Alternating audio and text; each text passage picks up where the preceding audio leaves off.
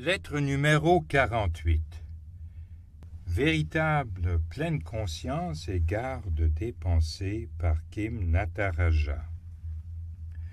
Nous avons vu comment Evagre présente le processus de remontée des souvenirs à travers les différentes étapes des sensations et des sentiments qui amplifient les désirs, entraînent les pensées et aboutissent à une action. Il explique que notre tâche la plus importante est la garde des pensées et la prise de conscience des liens et associations entre elles. Evagre ne nous demande pas d'observer l'habituel bric-à-brac trivial qui flotte à la surface de notre mental.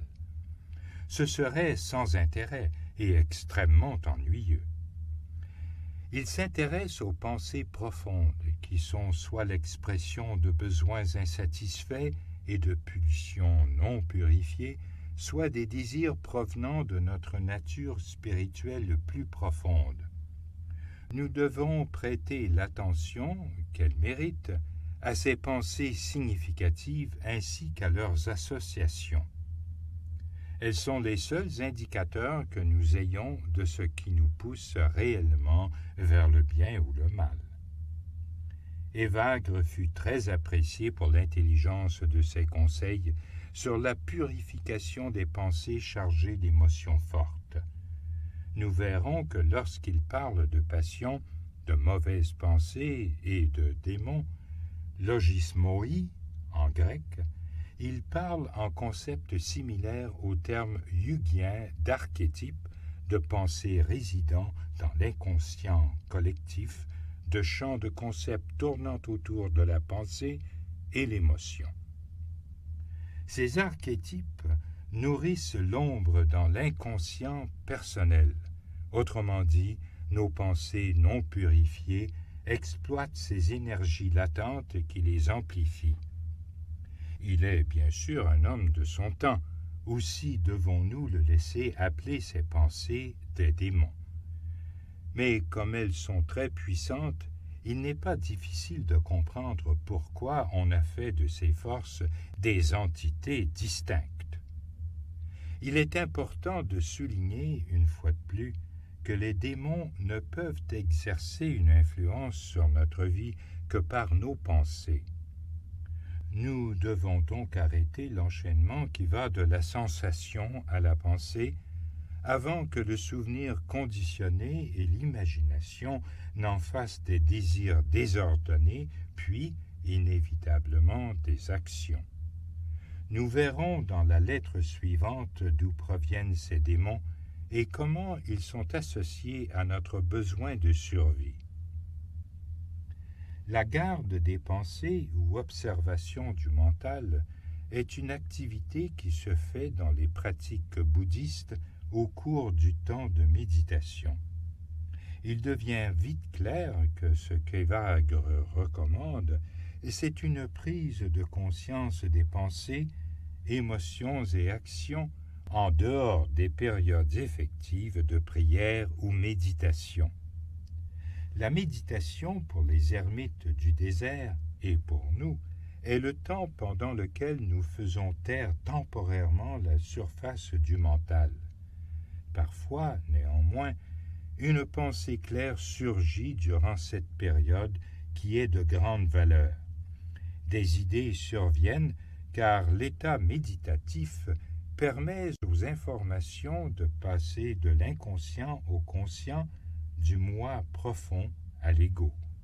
Et notre inconscient glane beaucoup plus d'informations générales que notre mental conscient lorsque nous gérons des problèmes ou des questions dans la vie quotidienne. Nous devons réfléchir à ces aperçus intuitifs en dehors de la méditation et essayer de comprendre ce qu'ils nous disent de ces désirs de base ou besoins qui déterminent notre comportement. Pour Evagre, il y a deux manières d'identifier nos démons personnels et nos mauvaises pensées, par la prière ou la méditation, en appelant les forces spirituelles à l'aide et par un effort pour parvenir à la connaissance de soi et à la conscience, ce qui se fait par la garde des pensées. Il précise que ce n'est pas quelque chose que nous ne réalisons qu'à force d'efforts personnels.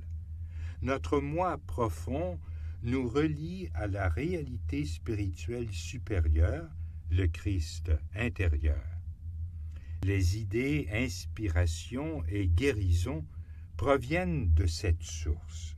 Cette contribution de notre esprit supérieur est indispensable à une véritable connaissance et une croissance.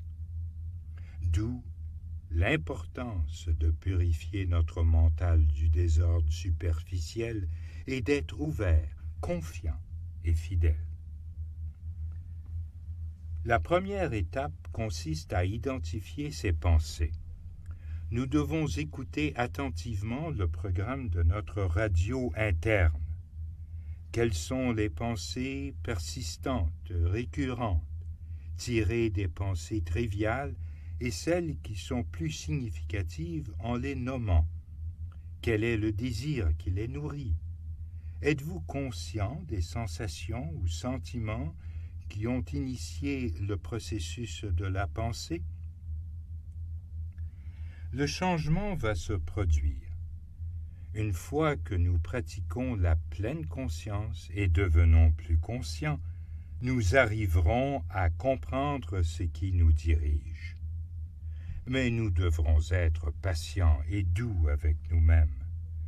Le changement ne peut se passer que progressivement, parfois même imperceptiblement. Nous devons faire un petit pas à la fois et nous souvenir que nous ne sommes pas seuls dans ce parcours vers la connaissance de soi et la vie en plénitude. Puis viendra le moment où nous prendrons conscience de ce qui se déclenche de façon répétée. Nous aurons alors le choix de ne pas vivre aveuglément ce que cela suggère. Nommer vos démons ouvre un espace pour choisir de les suivre ou non. Nous pouvons alors modifier nos réponses habituelles et éviter ces actions impulsives et automatiques. Nommez vos démons et votre cœur les tolérera mieux.